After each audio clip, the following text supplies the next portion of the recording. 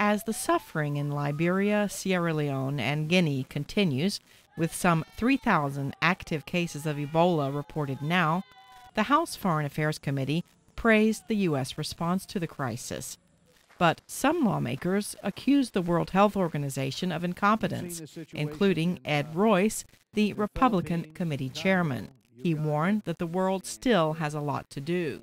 What has worked in the past to block Ebola, obviously, is breaking the chain of transmission. But without us doing that, Ebola will continue to spill across borders and economies will be devastated in Africa. Governments will fail. Tens of thousands will die. Most members said they support providing the emergency funding the Obama administration is asking for, and also called on countries around the world to step up their efforts. Ranking member Democrat Eliot Engel. As I have said, the U.S. cannot meet this challenge alone. Ebola is a global challenge requiring a global response. Fortunately, international efforts to control the epidemic in Liberia, Sierra Leone, and Guinea have increased, both in terms of financial support and on-the-ground assistance.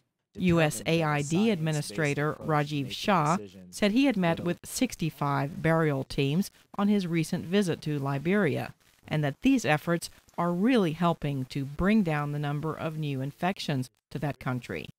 He said the U.S. is also reviewing new options for protective suits for healthcare workers, because they are at greatest risk of contracting the virus when taking off the protective gear.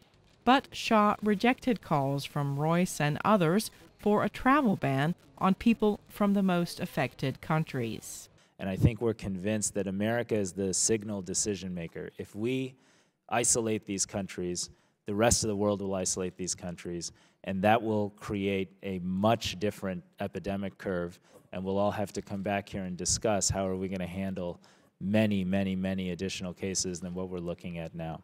Shah said the international community should also be prepared for the Ebola outbreak to be followed by a hunger crisis in the region and get ready to provide quick relief.